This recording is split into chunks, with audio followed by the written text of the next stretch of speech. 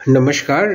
आज मुझे कॉर्ड द्वारा आयोजित इस प्रोग्राम में जॉइन करते हुए बहुत खुशी हो रही है। मैं आप सबका स्वागत करता हूं और मेरे से कहा गया है कि मैं आप लोगों को इस बारे में बताऊं कि आप सब लोगों का गांव में जा जा के स्वास्थ्य की ओर ध्यान दिलाते हैं कि मैं आपको आपके खुद के मानसिक स्वास्थ्य को कैसे ठीक रखा जाए, इस बारे में मैं आपसे दो चार बातें करूं। तो ये हमारे लिए सबके लिए बहुत ज़रूरी है कि हम अपने मानसिक स्वास्थ्य का ध्यान रखें। ये अपने आप नहीं हो सकता, इसके लिए हमें टाइम लगाना पड़ता है, मेहनत करनी पड़ती है, जिससे हम कहते हैं इसमें हमको इन्वेस्टमेंट करना पड़ता है।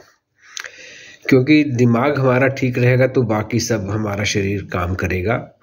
ऐसे बड़ी फेमस फ्रेज है कि if there is no brain nothing else matters, कि अगर दिमाग ही काम करना बंद कर दे तो बाकी शरीर कितना ही स्वस्थ हो उसका कोई बहुत यूज़ हो नहीं सकता। तो 4-5 बातें हैं जो मैं आपसे कहना चाहता हूं कि जिसके द्वारा हम अपने मानसिक स्वास्थ्य का ध्यान रख सकते हैं। पहली एक जो मैं जो सबको समझाता हूं वो है नींद के बारे में। हम अपनी नींद को बहुत सीरियसली नहीं लेते हैं, सोचने की जब चाहे मर्जी हम 7-8 घंटे सो जाएं वो हमारे लिए काफ़ी है। 7-8 घंटे की नींद तो काफ़ी है, लेकिन हम उसको किस समय सो रहे हैं ये बहुत ही ज़रूरी है। मेडिकली बायोलॉजिकली ऐसा माना जाता है कि जो 9 बजे से लेकर सुबह 5 बजे तक की नींद है वो सबसे स्वस्थ वर्धक है हमारे शरीर और दिमाग के लिए। हमारी जो शरीर के अंदर, दिमाग के अंदर बायोलॉजिकल क्लॉक्स हैं वो इसी समय काम करती हैं। हमारे हार्मोन्स इसी पीरियड में रिलीज़ होते हैं और उनका रिलीज़ होना सबसे ज़रूरी है। आजकल हम देख रहे हैं कि जो यंग बच्चे हैं उनका सोने का कोई ढंग नहीं है। वो सुबह 4 बजे तक वो जगे रहते हैं कई कारणों की वजह से, और फिर 4 बजे से लेकर दोपहर के 2 बजे तक सोते हैं। और हमको आजकल कई वो बीमारियां उस एज ग्रुप में मिल रही हैं जो कि ऐसा पहले होता नहीं था। तो हमको सबको 7-8 घंटे की नींद आवश्यक है, जिसमें हम अपने शरीर को रेस्ट करें, दिमाग को रेस्ट करें और हमारे शरीर को दोबारा से रिकवर होने में मदद मिले। तो ये जो 7-8 घंटे है ये सबसे अच्छा टाइम है। 9 बजे तक तो अब सोते नहीं हैं लोग, कि 10 बजे से 6 बजे तक सोएं या 11 बजे से 6 बजे तक, 7 बजे तक। तो इसी के बीच में हमको अपनी 7-8 घंटे की नींद पूरी करनी है। नींद से पहले हमको 1 घंटे से पहले हमको अपना मोबाइल बंद कर देना चाहिए। मोबाइल में ब्लू रेज उठती हैं जो हमारे दिमाग को स्टिमुलेट करती हैं। और इसके साथ ही मैं ये भी आपको बता दूं कि मोबाइल का यूज़ दिन भर में आपके प्रोफेशनल काम में यूज़ होता हो वो एक अलग बात है, लेकिन जो हम ये अपने एंटरटेनमेंट के लिए करते हैं, यूट्यूब, सोशल नेटवर्किंग साइट, ये दिन में 2-3 घंटे से ज़्यादा नहीं होना चाहिए। और एक बार में तो 1 घंटे से ज़्यादा नहीं होना चाहिए। और जो भी यूज़ हो वो सब हमारे सोने से 1 घंटे पहले पूरा हो जाना चाहिए। अगर आपने 11 बजे का सोने का टाइम रखा है तो 10, साढ़े 10 बजे आपका मोबाइल स्विच ऑफ हो जाना चाहिए। दूसरी बात ये जो स्वास्थ्य के लिए बहुत ज़रूरी है वो है हमारी फूड हैबिट्स। आजकल वैसे हम लोग ज़्यादातर लोग हम सब घर का ही बना हुआ खाते हैं, फ्रेश फूड, लेकिन आजकल जंक फूड बहुत मिलने लगा है। वो बहुत ही आसानी से उपलब्ध होने लगा है। आपके वहाँ भी हो रहा होगा कि ज़ोमैटो, स्विगी आप फ़ोन करें और वो तुरंत आपको 10 मिनट में खाना आपके सामने ले आते हैं। लेकिन बहुत बार वो जो खाना है वो प्रोसेस्ड फूड होता है। तो हमको प्रोसेस्ड फूड से बचना चाहिए। हफ्ते में 1 आध बार खा लिया ठीक है, सबका मन करता है, लेकिन जो भी पैकेज्ड फूड्स हैं वो प्रोसेस्ड होते हैं। जो कोला ड्रिंक्स हैं उसमें शुगर और केमिकल की क्वांटिटी बहुत ज़्यादा होती है, और बहुत जो एक्सेसिवली फ्राइड चीज़ें हैं ये हमारे स्वास्थ्य के लिए ठीक नहीं है। इनसे हमको बचना चाहिए। और ये सिर्फ शरीर के लिए नहीं, ये दिमाग पे भी बुरा असर डालते हैं। तो हम ये देखें कि हमारा खाना घर का बना हो, फ्रेश हो, और उसमें फ्रेश फ्रूट्स और वेजिटेबल्स की मात्रा काफ़ी अच्छी हो।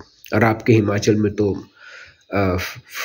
काफ़ी फल बहुत तादाद में होते हैं हर तरह के, तो इसलिए उन पे हमको ध्यान देना चाहिए कि हम फ्रेश ताज़े फल ताज़ी सब्जियों का अधिक से अधिक उपयोग करें।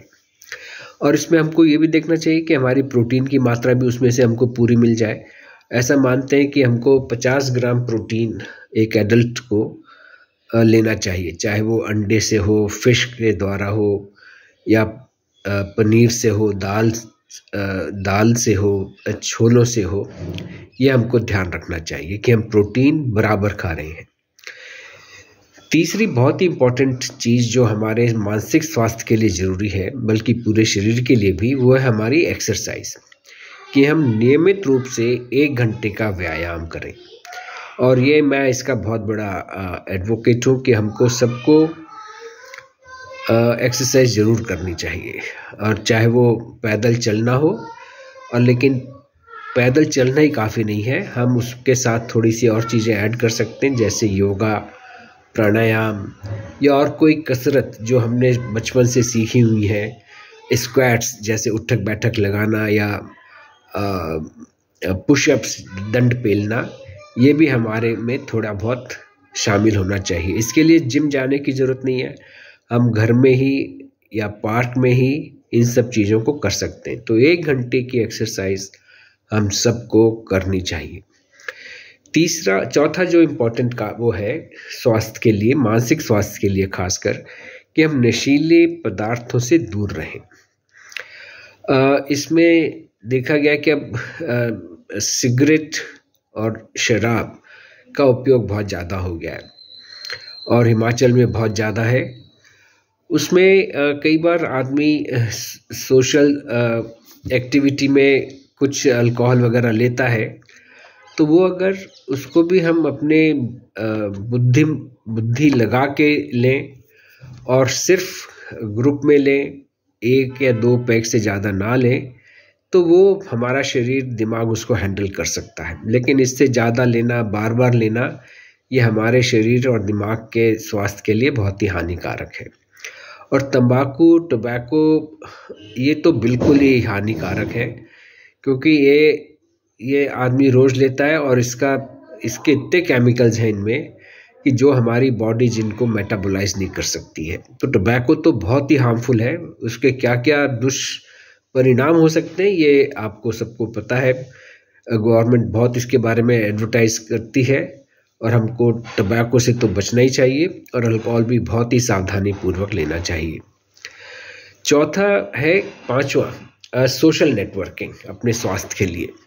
सोशल नेटवर्किंग का मतलब यह है कि हम अपने आसपास के वातावरण से जुड़े रहें, अपने मित्रों से जुड़े रहें। ज़रूरत पड़ने पे उनको कोई मदद की ज़रूरत हो तो हम वह मदद उनको दे सकें। हमारी जो समाज के प्रति जिम्मेदारियां हैं, वो दायित्व हम अच्छी तरह से निभाएं। तो ये हमारी सोशल नेटवर्किंग, ऐसा माना गया है कि जिन लोगों की सोशल नेटवर्किंग बहुत अच्छी है, वो खुश रहते हैं, उनका स्वास्थ्य अच्छा रहता है, और वो दीर्घ आयु तक जीते हैं। ये हार्वर्ड की बड़ी पुरानी बहुत लंबी स्टडी है, जिसने देखा है कि social connectedness is the key for health, happiness and long life. तो हमको अपने सामाजिक दायित्व से नहीं हटना चाहिए। एक लास्ट में हॉबी, एक जो चीज़ है वो भी बड़ी इम्पोर्टेंट है कि हमको अपने लिए कोई ना कोई हॉबी रखनी चाहिए। चाहे वो हॉबी खेल कूद की हो, चाहे वो हॉबी इंडोर गेम्स की हो, जैसे कैरम है या शतरंज है, या बर्ड वॉचिंग है। और आपके यहाँ तो जंगल इतने हैं जहाँ पे कि तरह तरह के छोटे बड़े सब तरह के बहुत ही पक्षी हैं, उनके बारे में जानकारी हासिल करना, उनका फ़ोटो खींचना, शेयर करना अपने लोगों के साथ। तो ये ना कोई हॉबी रखनी चाहिए। आजकल दिल्ली में बहुत हो रहा है कि लोग दौड़ लगाने को एक अपनी हॉबी बना रहे हैं, कि वो हर महीने में 1-2 बार वो 10-10 किलोमीटर की दौड़ में शरीक होते हैं और आज तक इस तरह के उनका बहुत ही आयोजन किया जा रहा है। हिमाचल में बहुत सारे ट्रैक्स हैं और अगर आप उसमें वो करें कि भाई हमको सीज़न में 1-2 ट्रैक करने चाहिए और उसके लिए सारी तैयारी जानकारी हासिल करना चाहिए, तो एक वो भी बहुत अच्छी हॉबी है। तो ये सब चीज़ों को अगर हम ध्यान दें इन पे, तो हम अपना मानसिक स्वास्थ्य बहुत अच्छा रख सकते हैं। तो मैं उससे फिर से रिपीट करता हूँ, हमारी नींद, हमारी खान-पीन की आदत, हमारा व्यायाम रेगुलर, नशीले पदार्थों से दूर रहें और सोशल कनेक्टेडनेस बने रहें, सामाजिक दायित्व को निभाएं और हम अपने आप में कोई ना कोई हॉबी या पैशन इनको अपनाए रखें। तो इन सब से मेरे को उम्मीद है कि हम सब अपने स्वास्थ्य को अच्छी तरह रख सकते हैं, वो मानसिक स्वास्थ्य और हमारा बाकी शरीर का स्वास्थ्य भी। आशा है कि आपको इससे कुछ जानकारी मिलके आप कुछ करने की कोशिश करेंगे। मेरे को बहुत अच्छा लगा कि मैं आपके बीच में ये कुछ 2-4 बातें कह सका। नमस्कार।